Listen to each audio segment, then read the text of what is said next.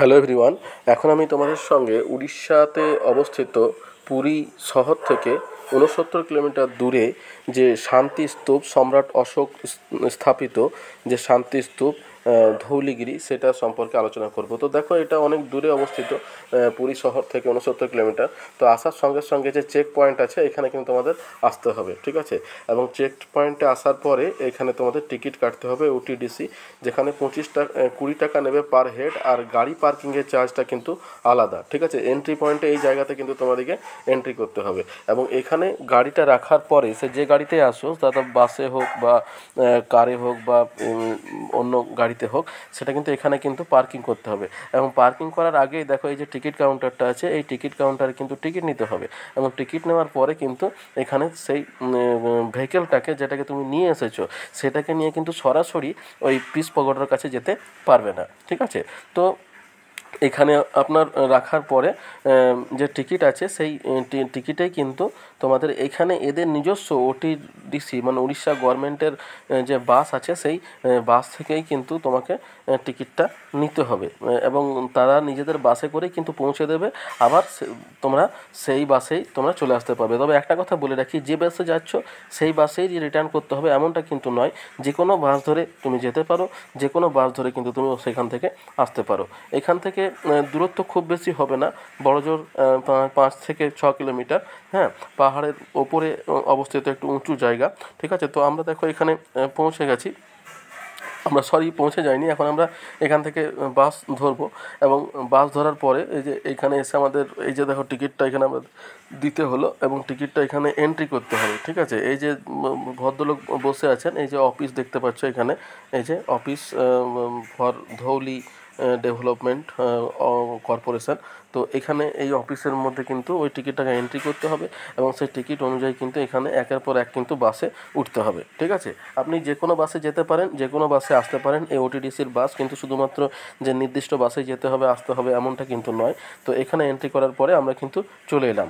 তো দেখো এখানে চলে এসেছি, একটু উঁচু জায়গা, অনেকটা পাহাড়ের মতো উঁচু জায়গাতে অবস্থিত। এবার আমি একটা ইতিহাস বলে রাখি, সেটা হচ্ছে উড়িষ্যার অতীত নাম ছিল তোমার কলিঙ্গ, ঠিক আছে। তো এই কলিঙ্গতে যে যুদ্ধ হয়, সেই যুদ্ধ সম্রাট অশোকের নেতৃত্বে কিন্তু হয়েছিল। এবং সেই যুদ্ধে এত ক্ষয়ক্ষতি হয় যে এর পাশে একটা নদী আছে। এই নদীটা তোমরা এই পিস পাগোটা থেকে বাঁ দিকে যদি যাও, তাহলে কিন্তু পরিষ্কার দেখতে পাবে। ডান দিকেও দেখতে পাবে, দুটো দিক থেকে নদীটাকে দেখা যায়, কিন্তু এই বাঁ দিকে গেলে কিন্তু পরিষ্কারভাবে নদীটা দেখা যায়। এই নদীটার নাম হচ্ছে দয়া নদী। হ্যাঁ, তো এই নদীটাতে তোমার এত বেশি রক্ত বয়ে গেছিলো যে নদীর জলটা কিন্তু লাল হয়ে গেছিলো। ঠিক যেমন তোমার আমাদের এই যে আমাদের যে তাজমহল আছে, তাজমহল যেমন নদীর ধারে অবস্থিত, ঠিক আছে, ওটা তো একটা প্রেমের নিদর্শন। ঠিক তেমনি এই যুদ্ধের যে ভয়াবহতা দেখে কিন্তু সম্রাট অশোক এই দয়া নদীর ধারে কিন্তু এটাকে স্থাপনা করেছিলেন। এখানে দেখুন, এই যে বোর্ডটা আছে, এই বোর্ডে কিন্তু তার ইতিহাস কিন্তু এখানে দেওয়া আছে। এটা পড়লে কিন্তু অনেকটাই কিন্তু বুঝতে পারা যাবে। যেটা আমি বলছি সেটাই এখানে লেখা আছে, এটা ইংলিশ ভার্সনে আছে। এবং এটা বৌদ্ধ ধর্মাবলম্বীদের কাছে খুবই গুরুত্বপূর্ণ। মানে ধরো জাপান থেকে কিন্তু প্রায়ই লোকজন কিন্তু এখানে আসে এই পিস পাগোড়াটাকে দেখার জন্য। তো দেখো, আমি এটার ইতিহাস সম্পর্কে কিছু বলে রাখি। এটা শান্তি পাগোড়া বা স্মৃতিস্তম্ভ, যা কলিঙ্গ যুদ্ধের সময় সম্রাট অশোক এটাকে তোমার নির্মাণ করেন। তিনি কলিঙ্গ যুদ্ধের ভয়াবহতা দেখে এটাকে নির্মাণ করেন, এবং তিনি বৌদ্ধ ধর্ম গ্রহণ করেন। শুধুমাত্র যে তিনি এটাকে নির্মাণ করেন তা নয়, এবং সেইখান থেকে কিন্তু তিনি বৌদ্ধ ধর্ম গ্রহণ করেন এবং যুদ্ধ থেকে নিজেকে দূরে রাখেন। এইরকম শান্তিস্তূপ ভারতের 3টি আছে, বুঝতে পেরেছ? 3টের মধ্যে একটা দেখতে পাচ্ছি। আর কলিঙ্গর পাশে যে নদী রয়েছে সেটা হচ্ছে তোমার দয়া নদী। কলিঙ্গ যুদ্ধে এই নদীর জল কিন্তু রক্তে লাল হয়ে যায়। এই দেখো, আমি তোমার দয়া নদীকে দেখাচ্ছি, এই যে দূরে দেখা যাচ্ছে, আমি বাঁ দিক থেকে যে দেখাচ্ছি, এই যে এই নদীটা হচ্ছে তোমার দয়া নদী। এই দয়া নদীর তীরেই কিন্তু তিনি এই শান্তিস্তূপটা প্রতিষ্ঠা করেন। এবং এখানে কিন্তু তোমার সবথেকে পুরনো বুদ্ধ মূর্তি কিন্তু এখানে রয়েছে। উড়িষ্যার সবথেকে পুরনো বৌদ্ধ মূর্তি কিন্তু এখানেই তোমার স্থাপন করা হয়েছে, প্রাচীনতম বৌদ্ধ বৌদ্ধ মূর্তি। এখানে বিভিন্ন জায়গায় এই যে সাহিত্য অবস্থায় আছে বৌদ্ধ, টোটাল 4টে গেট আছে। 4টে গেটের মধ্যে যে কোনো গেটে ঢোকা যায়, বেরোনো যায়, অসুবিধা কিছু নেই। কিন্তু আমরা যেদিক থেকে বাসে এসেছি সেই বাসে কিন্তু আমাদেরকে সেই গেটেই কিন্তু বেরোতে হবে। এন্ট্রি আর এক্সিটের আলাদা করে কোনো গেট আমার তোমার লক্ষ্য করলাম না। তো যাই হোক, তো এই দেখো, এই যে উপরের দিকে অনেকটা উঁচুতে অবস্থিত এবং পরিবেশটা যথেষ্ট সুন্দর। এবং একটা বলে রাখি, এখানে কিন্তু সন্ধ্যার দিকে নাইট শো হয়, লেজার শো, অর্থাৎ সাউন্ড এবং লাইটের একটা শো হয়ে থাকে। সেই শোটা আমি তোমাদের দেখাবো। আমি ওটাকে উপভোগ করেছি, দেখেছি। এবং এটার জন্য কিন্তু একটু অসুবিধা কি, যে সন্ধ্যার দিকে থাকতে হয় এবং এখানে কাছাকাছি তো হোটেল থাকে না, হোটেল নর্মালি পুরীর দিকে থাকে আমাদের। তো যাই হোক, এটা না দেখলে কিন্তু পূর্ণাঙ্গতা পাবে না। তো যাই হোক, এই যে আমি প্রত্যেকটা জিনিস দেখাচ্ছি, প্রত্যেকটা গেটে কিন্তু একটা করে সুন্দর সুন্দর মূর্তি এবং তার পাশে এই দেখো এরকম করে নির্মাণ করা হয়েছে, পাথরের কাজ। উড়িষ্যা গেলে কিন্তু পাথরের যে কর্মশিলা, এটা কিন্তু খুব সুন্দরভাবে দেখতে পাওয়া যায়। তো দেখো আমরা এই যে তোমার বৌদ্ধস্তূপের উপরের অংশ, এবার দেখো এটা বাঁ দিকের অংশটা আর একবার দেখালাম। বাঁ দিক এবং ডান দিক দুদিক থেকে কিন্তু তোমার দয়া নদীকে দেখতে পাওয়া যায়। যদিও এখন বর্ষার জন্য দয়া নদীর জল অনেকটা ঘোলা অবস্থায় আছে। আর দেখো নিচের দিকে, এটা আমি তো উপরের দিকে দেখালাম, এবারে নিচের দিকে এসেছি। নিচের দিকে আসার পরে কিন্তু এখানে তোমার এই যে পরিবেশটা আছে সত্যিই খুব সুন্দর। বাঁ দিকে আরও একবার দয়া নদীকে দেখাচ্ছি। আমি উপর থেকে একবার দেখিয়েছিলাম, এবার নিচের দিক থেকে এসেও কিন্তু আরও একবার তোমাদের দয়া নদীটাকে দেখাচ্ছি বাঁ দিক। আর এখানে কিন্তু এসে কিন্তু সত্যিই খুব ভালো লাগবে। কিছুক্ষণ সময় যদি এখানে স্পেন্ড করা যায় তাহলে কিন্তু খারাপ লাগবে না। খুবই সুন্দর জায়গাটা, ঠান্ডা, হাওয়া খুব সুন্দর বয়, যেহেতু একটু উঁচুতে আছে।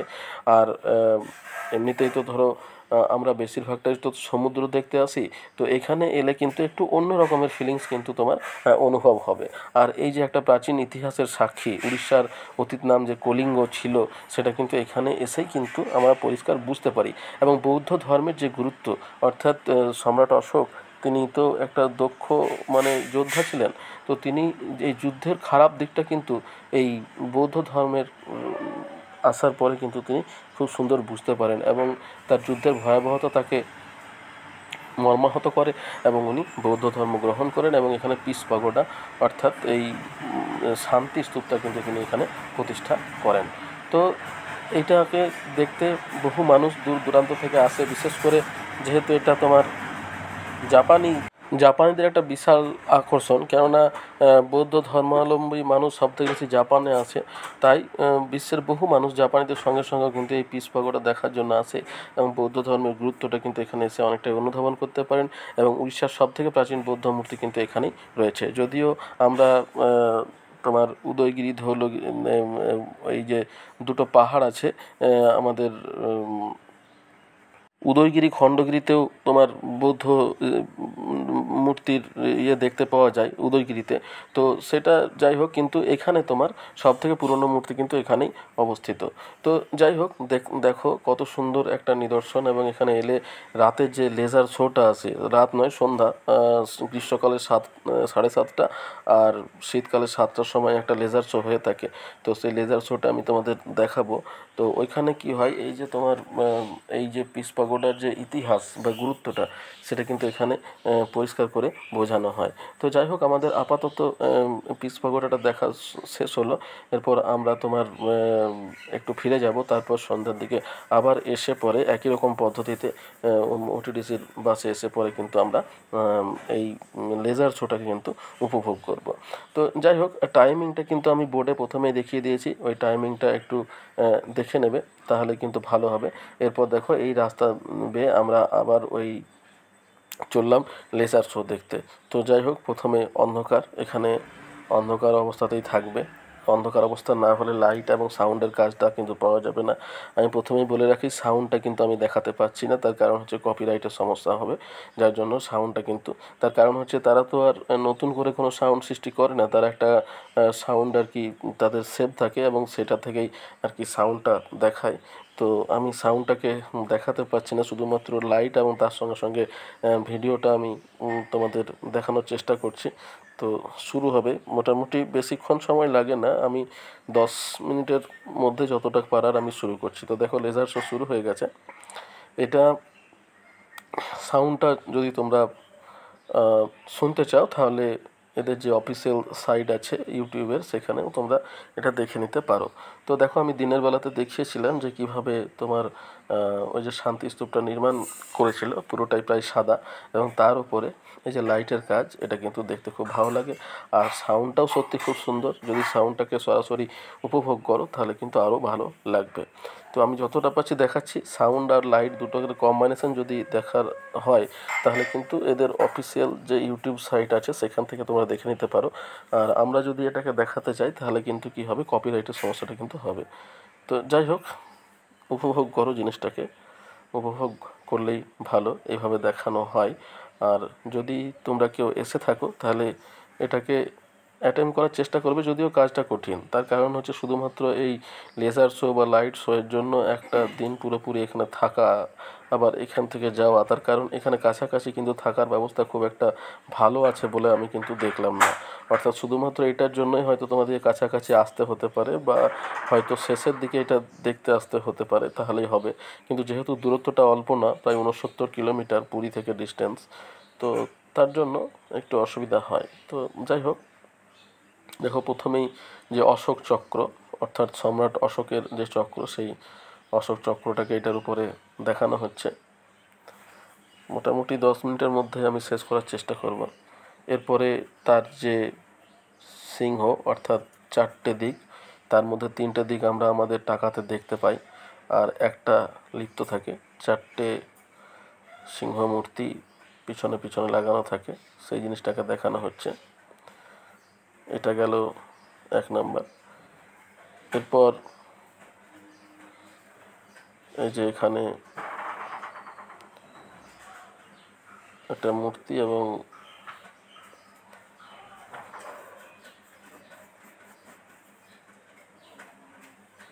সম্রাট অশোক, এটা সাউন্ডের সঙ্গে দেখলে আরও ভালো লাগবে, যদিও যতটা পাচ্ছি আমি দেখাচ্ছি।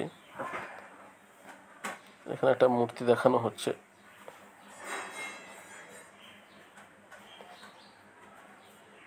এবং এই সাদা পাথরের ওপরে যে কাজটা, এটা সত্যিই খুব সুন্দর, লেজার শো এর মাধ্যমে রাতের অন্ধকারের মধ্যে এরকম একটা ভিউ।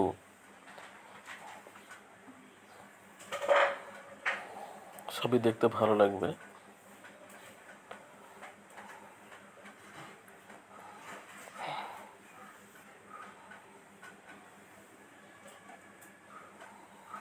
এটার সঙ্গে সাউন্ডটা কম্বাইন করলে সব থেকে ভালো হয়, তার কারণ অডিও ভিজুয়ালের মতো ইনফরমেটিভ আর কিছু হতে পারে না পৃথিবীতে।